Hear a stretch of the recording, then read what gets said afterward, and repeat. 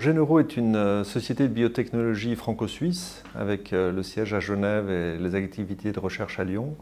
qui travaille dans le domaine des maladies neurodégénératives et auto-immunes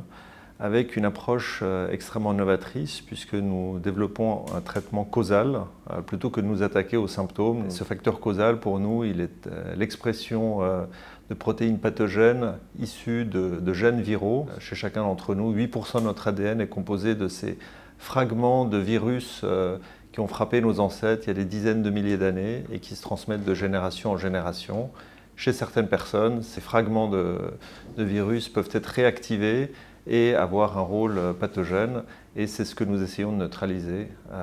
depuis à peu près 25 ans de recherche. L'axe principal de Géneuro, c'est la sclérose en plaques. C'est une maladie bien connue, dans laquelle il existe beaucoup de traitements, mais qui se concentrent exclusivement sur la réduction des crises inflammatoires. Nous venons de finir une étude de phase 2B de 12 mois sur 270 patients dans 12 pays d'Europe, avec des résultats extrêmement prometteurs dans les autres mécanismes pour lesquels il n'y a pas de traitement aujourd'hui, c'est-à-dire la neuroprotection et la neurorégénération, avec des résultats très prometteurs dans la plupart des marqueurs utilisés dans ces domaines-là. Géneuro a été créé en 2006 par un fonds d'investissement suisse, Eclosion 2, qui regroupait des investisseurs privés et des family office, et par l'Institut Mérieux. Et pendant 10 ans quasiment, la société a été financée pari passu par les deux, jusqu'au moment où le besoin de financement s'est révélé probablement plus important si les résultats des essais cliniques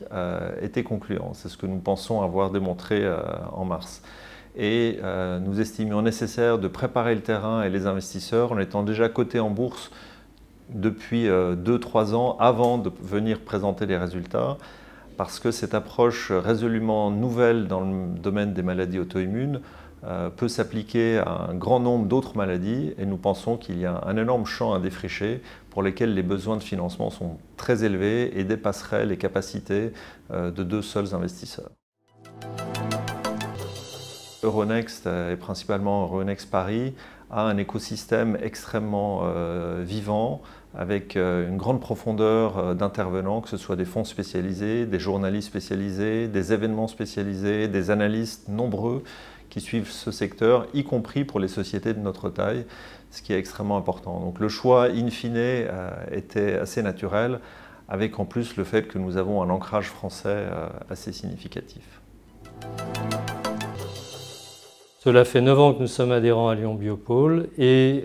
Lyon Biopôle nous permet, à travers tout l'écosystème qui a été construit autour de cette activité d'enrichissement de sociétés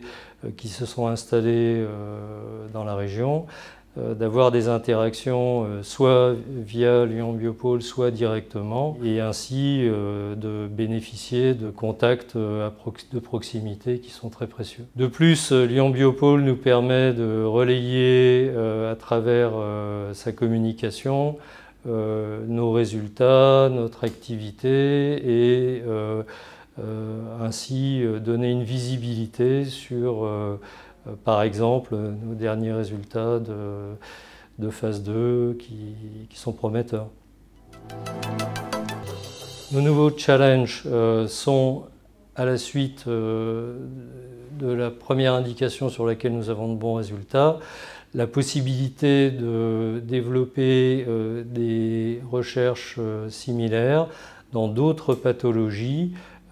qui